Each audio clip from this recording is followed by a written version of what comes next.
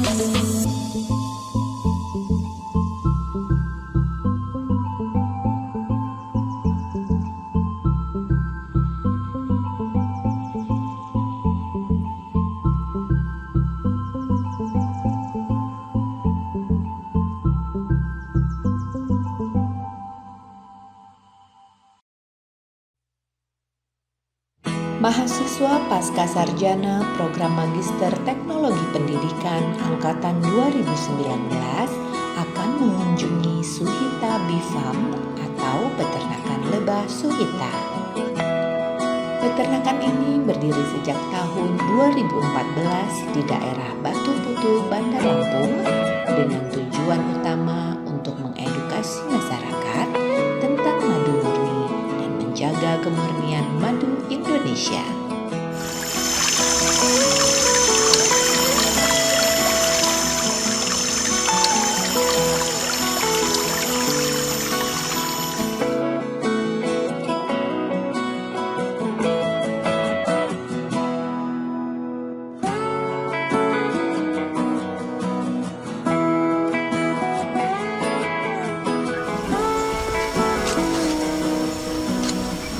Assalamualaikum warahmatullahi wabarakatuh. Saat ini kami dari Magister Teknologi Pendidikan 2019 berada di Suhita Bee Farm. Suhita Bee Farm adalah peternakan lebah yang berdiri sejak tahun 2014. Selain memproduksi madu berkualitas, tujuan utama adalah mengedukasi masyarakat tentang madu murni dan menjaga kemurnian madu Indonesia dari maraknya madu sintesis dan oplosan yang dijual di pasaran oleh oknum-oknum masyarakat yang tidak bertanggung jawab. Untuk mengetahui bagaimana teknis budidaya lebah, pemeliharaan, dan produksi madu di sini, mari ikuti saya.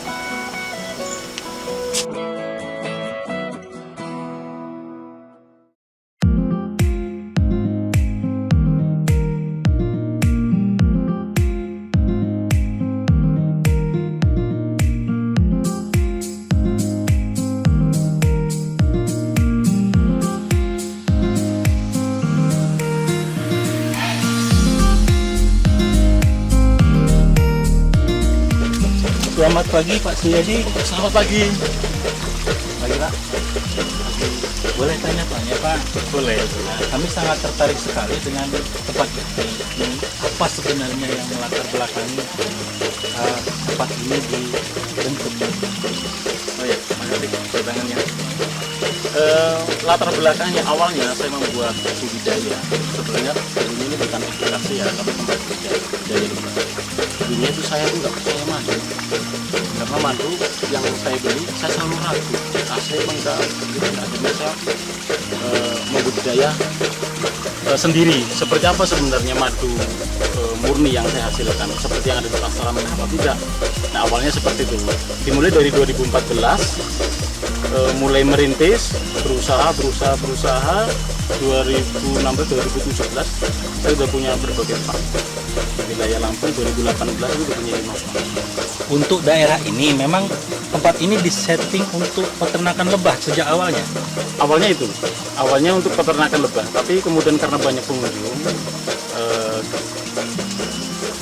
akhirnya kita itu membuat semacam edukasi. Jadi selain menghasilkan madu juga menghasilkan, kita menyebarkan informasi tentang perlebahan ke khalayak. yang tadinya mereka sama sekali tidak tahu tentang apa itu lebah, bagaimana madu itu dihasilkan. Kemudian persepsi mereka, pandangan terhadap madu itu yang selama ini percaya dari postingan-postingan orang yang tidak bertanggung jawab, akhirnya percaya sama hoax. Setelah kesini mereka tercerahkan, jadi tahu madu yang murni itu seperti apa, madu yang palsu itu palsunya bagaimana, jadi tahu hoaxnya itu informasi yang beredar di lini media itu seperti apa, itu mereka bisa membedakan mana informasi hoax, mana informasi yang benar. Tujuan kita adalah mengedukasi. Jadi sudah madunya apa aja di sini, Pak? Kalau kita madu ini yang kita budidaya, kalau yang produktif sekali itu Apis mellifera. Kita di farm 3 dan 4, kemudian Heterotrigona itama itu di farm 5, tamu batu putih ini farm 1, Genotrigona thoracica di farm 5, terus Tetrigona apicalis dan gugus Tetrigona yang lainnya itu di farm 2, khusus Tetrigona. Jadi ada berapa? Kurang lebih kalau dilihat dari spesiesnya ada 8 spesies. Terus yang membedakan madu di sini hasil produksi dengan madu-madu yang produksi yang lain itu apa, Pak? Antara Suhita dengan yang lain itu penanganan pasca panennya. Jadi kalau yang lain mungkin masih tradisional. Jadi artinya panen dari hutan atau dari lokasi budidaya di hutan, kemudian habis itu dikemas dan dijual. Kalau kita tuh ada proses pasca panen, bukan pengolahan tapi sekedar treatment untuk mengurangi kadar air tanpa menggunakan menaikkan suhu. Justru kita menyejukkan suhu. Nah, ini bedanya. Jadi enzim yang di dalamnya tetap utuh, tidak rusak, nutrisinya tetap utuh walaupun dikonsumsi 3, 5 atau 10 tahun kemudian. Jadi itu bedanya. Kenapa madu yang dipanen secara tradisional, dikemas secara tradisional kemudian dijual begitu saja itu ini kurang bagus. Kurang bagusnya karena terjadinya proses fermentasi. Jadi enzim itu pada suhu ruang 2 minggu pertama akan terjadi ini non aktif. Jadi enzimnya di 2 minggu pertama setelah panen itu non aktif. Kemudian terjadi proses fermentasi, pemecahan glukosa menjadi alkohol yang terlalu dalam madu dan gas CO2. Jadi jangan heran kalau dibuka cus meledak, itu adalah gas CO2. Itu menunjukkan madu itu murni memang dari alam, tapi kualitasnya terus menurun. Nanti dalam kurun waktu tertentu konsentrasi alkohol yang dalam madu itu semakin naik. Bukan madu lagi, itu wine, alkohol. Konsentrasi alkoholnya udah murni. Itu kalau yang secara tradisional. Tapi kalau Suhita, walaupun 10 tahun kemudian tetap utuh, sama kandungan seperti madu yang raw, yang segar. Itu bedanya. Oh iya, ini ngomong-ngomong, ini maksudnya apa ya tulisan ini, Pak? Oh ini? Iya. Ini nama jenis-jenis lebah, nama spesiesnya. Nah, jadi nanti kita jelaskan taksonomi lebah. Di lebah itu ada yang bersengat, ada yang tidak bersengat. Ini bagian dari seperti ini, celana ini yang bersengat, termasuk dari jurusan genus Apis. Kalau yang lain ini tidak bersengat, dari genus ini Trigona. Ada Apicalis, Biroi, Itama, Thoracica, Tetracentris, Lexiset. Yang kelanceng yang mana, Pak? Semuanya kelanceng. Oh gitu, Pak. Nah, jadi yang tidak bersengat itu kelanceng. Nanti kita jalan-jalan nanti berbicara. Baik, mari. Terima kasih.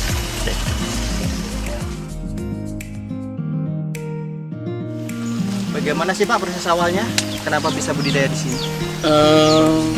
Dulu saya memang suka alam gitu ya. Jadi pertama kali saya mendatangkan koloni lebah itu lebah Apis cerana, karena yang saya tahu lebah budidaya ya Apis cerana. Tapi berjalannya waktu, cerana itu karakteristiknya mudah kabur. Saya gagal di Apis cerana. Kemudian saya mendatangkan lebah-lebah Trigona yang secara teknik itu mudah untuk budidaya. Iya, jadi dari Trigona kemudian saya beralih ke menambah koloni di mellifera juga. Kalau lebah-lebah di sini itu semuanya hasil budidaya atau ada yang dari luar, liar gitu misalnya? Sebagian ada yang dari split, dari teknik pemecahan koloni. Kita ada teknik pemecahan koloni. Ada juga yang memang kita mengambil dari alam. Untuk jumlah sarangnya berapa sih, Pak? Kalau di sini aja sekitar 40 sampai 50 yang di sini, yang di kurang lebih tanah ini 1 hektar, sekitar 40 sampai 50. Kebanyakan itu trigona. Tapi kalau untuk di Batu Putu ini kita ada sekitar 4 sampai 5 spot. 4 sampai 5 Iya, spot. termasuk gunung yang di sana itu juga ada. Oh, yang di sana, Pak. Di sana ada sekitar 40 koloni, terus di sebelah sini 30-an koloni. Totalnya kalau 120 sampai 150 lah di Batu Putu. Jadi bukan hanya di sini aja ya? Bukan. Jadi kita memberdayakan juga masyarakat sekitar. Oh iya Pak, ini untuk panennya ini berapa banyak sekali panen itu dalam? Kalau secara keseluruhan ya, dari Sweety Farm 1 sampai 5 itu kalau trigona bisa sampai 100 sampai 200 kilo tergantung musimnya. Tapi kalau untuk di sini aja sekitar antara 10 kalau musim paceklik itu per bulan tuh pasti 10 kilo. Bulan ya. Tapi kalau pas lagi musim bunganya, siklus bunganya lagi bagus, bunga durian, bunga manggis, bunga ini sekitar sini berbunga semua, itu bisa sampai 40 kilo. Iya, jadi dalam 1 bulan. pengaruh dari ini juga Pak ya. Iya, pengaruh dari siklus bunga. Jadi bunga, ya. ada masanya melimpah, ada masanya paceklik. Masanya paceklik itu pas seperti apa tuh Pak contohnya? Musim penghujan itu paceklik karena tidak ada bunga. Nah, makanya ya justru musim kemarau itu musim melimpah bunga. Pas kemarau. Kemarau musim melimpah bunga. Jadi pada waktu musim paceklik banyak hambatan yang dialami oleh lebah. Salah satunya hujan itu, kalaupun ada bunga, nektarnya akan luntur karena tertimpa air hujan. Jadi dia keduluan hujan. Nah itu, jadi ada faktor-faktor kenapa musim penghujan itu musim paceklik madu. Karena salah satunya hujan, kemudian siklus bunga itu pasti terjadi melimpahnya pada musim kemarau. Oh. Boleh kita lihat sarangnya Pak? Boleh.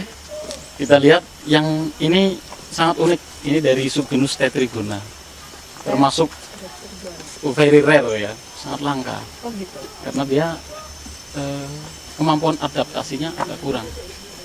Pak bisa bantu Pak di ini dibuka. Ini kalau di kawan-kawan dari pembudidaya namanya lebah sayap putih, langseng putih kalau orang Jawa bilang. Lebah ini termasuk lebah damar, artinya lebah yang membuat struktur sarangnya, kantong madunya itu terbuat dari getah damar. Khusus damar ya Pak? Khusus damar. Jadi farm kita yang membudidaya lebah ini itu di farm 2. Farm 2 itu di pesisir barat di Bengkunat. Khusus subgenus Tetrigona. Jadi kita punya 4 spesies di sana. Tetrigona apicalis, Tetrigona vidua, Tetrigona binghami, sama Tetrigona melanolica. Ini tidak menyengat ya Pak ya? Tidak menyengat, tidak punya sengat, dan dia sangat humble ya. sama Oh orang. gitu. Jadi justru sama orang datang gini kita nggak apa-apa ya? Iya, nggak apa-apa. Dekat-dekat. Dia humble. Terus Nah ini bagian Iya, sarangnya ya iya. Pak ya? Apakah jenis lebah yang ini dengan jenis lebah yang lain bentuk sarangnya berbeda? beda. Setiap jenis itu berbeda. Bahkan di Tetrigona, sama-sama Tetrigona, apicalis sama binghami berbeda. Sorongnya sangat berbeda. Melanolica itu seperti kotekanya Papua, besar sekali. Panjang. Panjang. Kalau apicalis vidua seperti maaf ya nih, boleh ya? Seperti alat kelamin perempuan. Itu karakternya memang seperti itu. Memang penjelasan juga seperti itu ya. Iya. Coba ini ya Pak. Nah kalau madunya jadi di tempat yang seperti gentong-gentong ini ya. Iya. Nah, kemudian ini kalau yang ini apa nih Pak? Yang panjang-panjang ini? Ini yang seperti skalaktit dan skalagmit. Ini adalah jalannya lebah. Jadi kalau di dalam kotak dia tidak terbang. Dia jalan melewati jembatan-jembatan yang dia iya. yang dia bikin. Malah jalan kaki ya Pak ya? Iya, jalan kaki, merambat dia. Kemudian nah kalau yang hitam-hitamnya ini apa ini Pak? Ini namanya propolis. Propolis itu pertahanan lebah yang terbuat dari cerumen. Cerumen itu getah-getah tanaman dari berbagai macam tumbuhan yang diramu sama lebah, dibuatlah Sarang. ini sarang. Oh, sarang jadi strukturnya. propolis itu adalah sarang lebah. Iya, sarang lebah yang terbuat dari getah. Oh getah. Iya. Karena tidak semua lebah itu menggunakan propolis sebagai sarangnya. Kalau lebah bersengat menggunakan lilin. Oh. Kalau trigona menggunakan propolis. Oh, nah Jadi ada anggapan di masyarakat bahwa propolis ini sangat bermanfaat justru di kesehatan, untuk kesehatan, bisa meningkatkan imun tubuh. Betul. Seperti itu. Kenapa kira-kira Pak? Kandungan yang ini Pak, Bu, yang ada di dalamnya itu asam ascorbat, fenol, terus yang itu Yang terkandung, di dalam ini, di getah dalam- itu ya. iya. Oh, jadi berarti selain madu dan madu dari lebah ini sarangnya juga bisa diambil ya Pak? Iya, ini kita ada kerjasama dengan Untirta, dengan dosen peneliti Untirta namanya Bu Dr. Eka Sari. Propolis kita itu kita kirim ke sana. Oh, khusus lebah ini atau lebah lain juga? Di lebah lain juga, jadi apicalis dan thoracea. Rendemennya itu kalau lebah trigona ini sampai 42%, tertinggi dari semua jenis lebah trigona. Rendemennya sampai 42%. Kalau mau coba, rasanya boleh. kayak apa? Oh, Nah, iya, ini ya, seperti ini uniknya ya. Kantong madunya bulat-bulat seperti telur, terbuat dari propolis. Jadi secara alami madunya itu mengandung propolis terlarut, itu bedanya. Oh iya. Jadi ini aslinya tertutup ya Pak? Asalnya tertutup. Nah, ini yang udah dibuka-buka ini kan kemarin karena tamu gitu kan. Oh iya. Disedot, kita kasihkan sama iya. mereka. Aromanya, aroma herbal sangat kuat. Aroma getah. Madunya sangat encer. Khasnya teh trigona. Warnanya juga coklat ya Pak ya? Kalau warna tergantung nektar. Jadi setiap saat itu berubah. Oh. Kita coba dulu ya Pak. Oh ini justru malah asam ya Pak ya? Asam. Nggak ada manis-manisnya sama sekali ya? Iya, asam sekali. Dan ini kalau di Suhita termasuk gugusan madu yang ranknya paling tinggi. Range apanya Pak? Artinya kelasnya paling tinggi. Oh. Harga jualnya paling tinggi. Kalau boleh dikatakan di samping karena rare-nya, karena langkanya, juga karena efek ke badannya yang bersifat spontan. Oh, Ya. untuk manfaat kesehatan. Untuk manfaat kesehatan. Iya. Nah, kalau dibandingkan dengan madu yang lain, efeknya itu 10 kali lipat lebih cepat. Oh, itu Madu yang ini. menyebabkan harganya lebih mahal. Iya, lebih mahal. Jadi Pak, apa yang menyebabkan ada madu yang rasanya asam dengan yang seperti ini? Ini pengaruh dari apanya Pak? Dari ininya, Bu. Jadi lebah trigona memang cenderung ke asam, walaupun tidak semuanya, tergantung nektarnya juga. Tapi rata-rata memang ada cita rasa asamnya. Kenapa bisa seperti itu? Karena di dalam sarangnya ini, madu trigona berbeda dengan apis. Apis itu kandungan airnya, konsentrasi airnya mungkin sekitar paling tinggi itu 26 sampai 28. Nah, kalau lebah trigona itu di alamnya 32, bahkan ini mungkin sekitar 45%. Pantesan lebih encer ya Pak? Lebih encer, dan itu terjadi proses fermentasi, tapi fermentasi yang terkendali. Bapak, Ya. lihat sarang lebahnya tuh Ya. Pak. Ini dari subgenus Geniotrigona. Kalau yang tadi Tetrigona, ini Geniotrigona thoracea. Ini penelitian pertama kali oleh Smith tahun 1857 kan, era kolonial Belanda berarti kan, era Diponegoro. Maaf ya. Jadi ini sarang ini hanya untuk jenis lebah pekerja ya Pak? Semuanya. Jadi lebah itu kenapa disebut koloni? Karena di situ ada ratu, ada drone itu pejantan, ada lebah pekerja.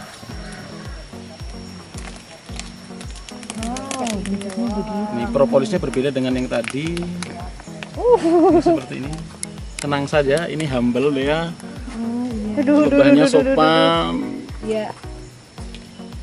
Ini mau kembali Pak, walaupun dia terbang kemana-mana. Ya memang dia terbang kemana-mana dia. Gitu. Mencari nektar. Tempatnya jadi begini ya Pak ya? Nah, ini namanya propolisnya berbeda dengan yang tadi ya. Ya wanginya juga beda. Kalau tadi wanginya wangi damar, kalau ini wanginya agak lebih soft lagi. Ya. Rasanya juga lebih manis. Terus sarangnya semua terbuat dari propolis. Sampai kantong madunya terbuat dari propolis. Dibanding yang tadi, karakternya begitu. Jadi setiap lebah itu punya karakteristik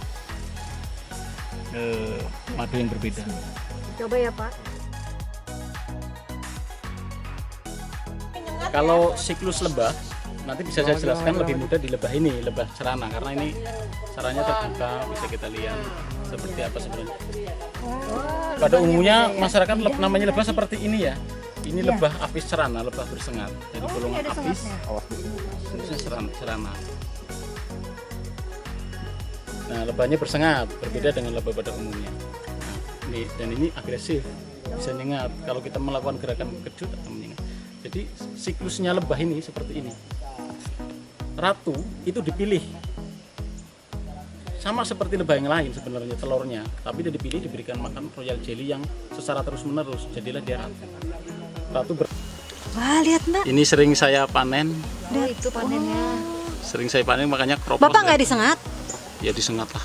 Oh. Nanti kalau ini, tapi ini apa? Jangan melakukan gerakan agresif. Diam aja. Ini namanya lebah apis. Kalau namanya drone atau lebah bejantan, ini warnanya hitam, ini lebah drone. Drone. Dia kawin untuk mati. Oh, begitu. Hidupnya hanya untuk kawin, sekali kawin penisnya tertinggal di pratu. Oh. Kawinnya di udara sekitar antara jam 12 sampai jam 2-an. Ini bentuk sengatannya kayak gini. Iya. Yang penting kita nggak melakukan gerakan agresif, nggak apa-apa. Seperti itu ya. Paham ya? Ini namanya brood cell, gugusan telur, yang atas itu tempat madu.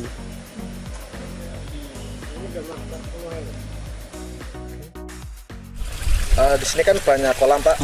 Kolamnya saya lihat terus ada ikannya, bentukannya itu apakah banyak fungsinya atau buat apa Pak? Ada kontribusinya ke lebah sebenarnya, karena lebah itu makhluk hidup yang butuh air juga. Kalau di perkotaan, di daerah yang industri, lebah itu pasti keracunan karena air limbah itu. Nggak butuh waktu lama, 3 bulan mereka udah habis populasinya. Kalau di Tangerang, di Bekasi udah musnah lah namanya lebah itu. Jadi air di sini airnya masih sangat alami, air sebagian dari mata air, sebagian dari sungai yang tidak tercemar. Jadi bagus untuk lebah. Terus digunakan juga buat ada ikan juga Pak ya? Ikan. Semua ikan di sini pakannya bukan dari pelet tapi dari azolla. Beberapa kolam tadi kita budidaya azolla untuk kasih pakan organik ya. Oh ya Pak, di sini kan banyak jenis lebah. Bagaimana cara lebah untuk menentukan sarangnya? Jadi maksudnya banyak lebah tapi dia tidak kesasar gitu sarangnya gitu. Jadi di lebah itu ada istilahnya, ada hormon namanya feromon. Jadi setiap koloni itu akan berbeda feromonnya. Kalau salah masuk akan diserang, dibunuh karena ini tidak sesuai dengan feromon saya, dibunuh. Kalau sampai terjadi seperti itu bisa terjadi perang antar koloni sampai musnah. Mana yang kuat itu yang menang. Apakah selama ini ada yang pernah seperti itu Pak? Ada. Jadi kadangkala dulu itu orang ini beekeeper kita itu masih pemula ya.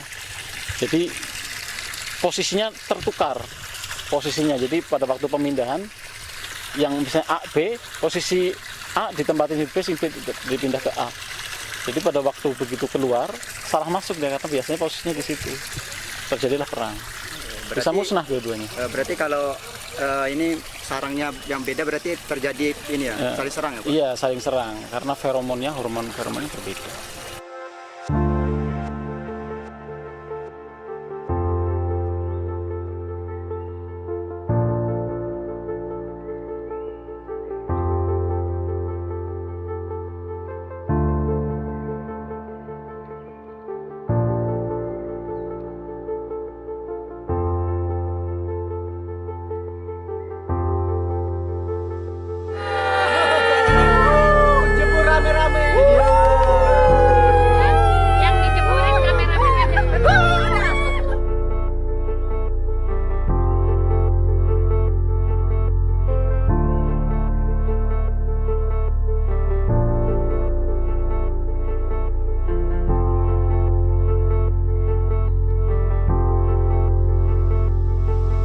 Setelah madu dipanen di peternakan, madu akan menjalani proses pasca panen. Hasil panen dibawa ke tempat perawatan dan pengemasan. Ini madu-madu yang sudah siap dipasarkan ya Pak ya? Iya. Jadi di sini rumah kemasnya, ini adalah outletnya. Ada garasi rumah. Nah, madunya seperti ini, udah siap pasar. Bagaimana cara pemasarannya Pak? Sudah dilakukan? Kita sudah melalui marketplace, kemudian ada juga di pasar retail kayak di Gelael, di Sandra, di Apotek Indrajaya, di Baby Shop, ada banyak banget. Kemudian reseller kita juga ada juga di wilayah itu. Ya, di Bukalapak, terus Tokopedia, terus Shopee juga ada.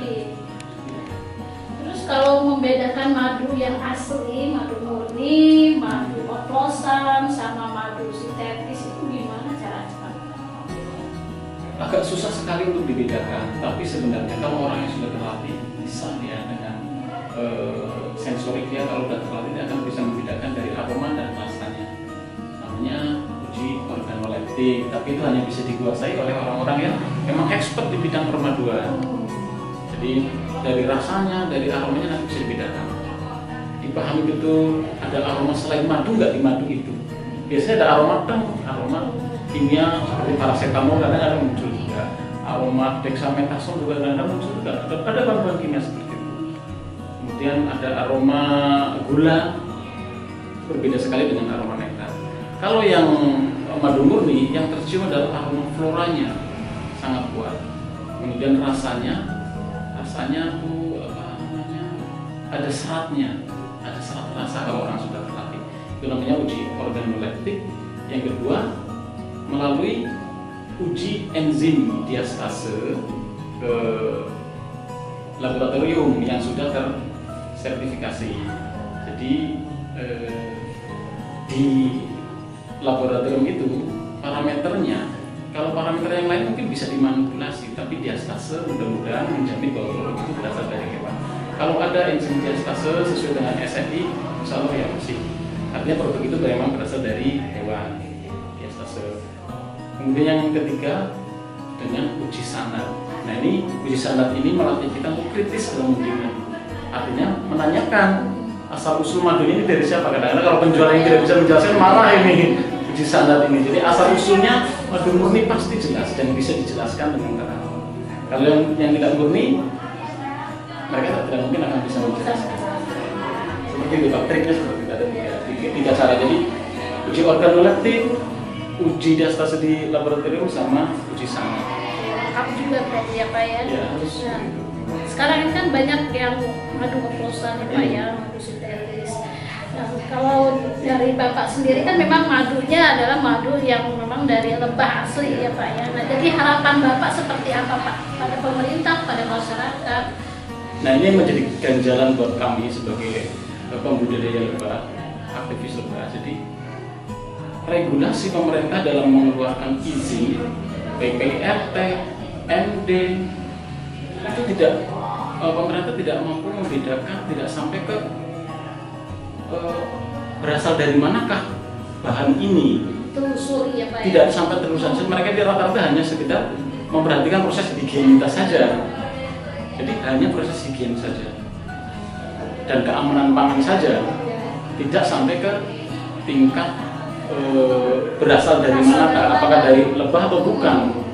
Jadi harapan kami itu bagi pemegang izin edar itu lebih selektif lagi dalam mengeluarkan. Jadi tidak semua yang mengajukan dikeluarkan, harus ada tahap seleksinya. Kalau tidak, ya madu tidak akan pernah bisa diselamatkan, karena hanya dari perizinan itulah pintu beredarnya.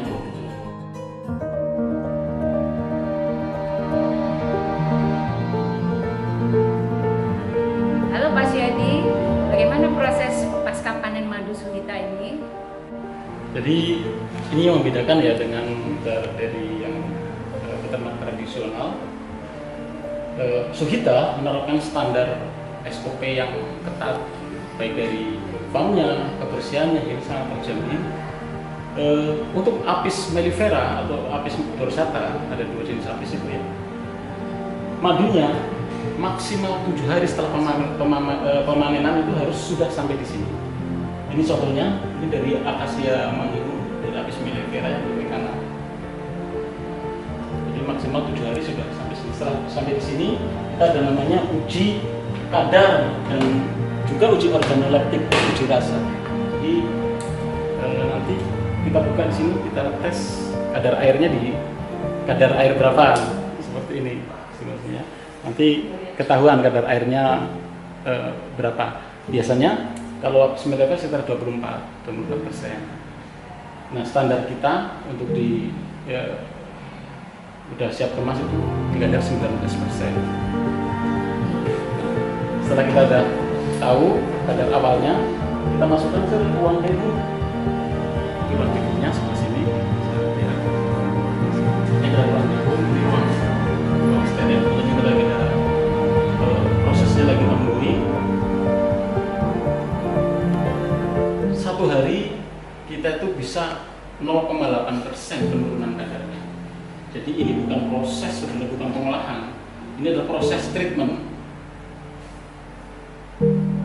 Treatment ini tanpa menggunakan panas, pengurangan kadar air tanpa menggunakan panas, sehingga enzimnya tetap aktif, nutrisinya tetap terjaga, tidak ada terjadi kerusakan. Ini ruang vacuum, kita bagi jadi 2 segmen ya. Jadi ini adalah untuk vacuum untuk jenis apis, untuk jenis trigona, maksudnya dari ruang vacuumnya. Ini lagi ongoing, lagi on proses. Bisa dilihat prosesnya seperti ini. Nah, kita perlu sampai 1 minggu proses ini. Oh, ini ruangan apa, Pak? Ini ruangan ini packing. Silakan sini, Pak. Ini kita lagi tanggal produksi. Jadi kita membuat tanggal produksi di label. Jadi artinya produk kita betul-betul terkontrol di tanggal berapa produksinya. Kemudian ini adalah madu-madu yang siap dikemas. Jadi ini sudah melalui tahapan proses dehung tadi. Bentuknya lebih kental, sangat kental, 19% kadar airnya. Jadi Crassicarpa, Genotrigona thoracea yang tadi kita sama situ. Terus Heterotrigona hitam. Ini sudah katanya sudah standar SNI. Jadi kita acuannya ke standar nasional SNI 2008. Gimana Bu? Ada yang minta dijelaskan? Ini apa ya Pak? Ini sampel pratinggal. Maksudnya apa? Jadi setiap panen kita mengambil sampel sedikit. Kita labeling kadar air berapa di situ.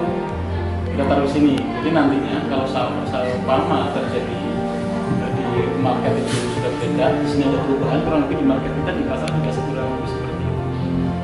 Jadi ini warnanya berbeda setiap panen, itu mengindikasikan siklus bunga pada saat itu berbeda dari waktu ke waktu.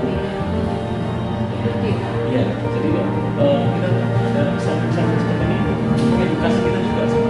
Ini untuk beberapa jenis lebah atau emang satu lebah? Kalau misalnya dia jenis nektarnya itu beda, itu juga beda ya Pak? Beda. Jenis lebahnya berbeda, itunya kami ditambah lagi nektarnya berbeda. Ini apa ya Pak? Gunanya untuk apa ya Pak? Ini namanya kotak sterilisasi botol. Jadi botol kita yang baru itu setelah dicuci, jadi walaupun baru ya kita cuci lagi.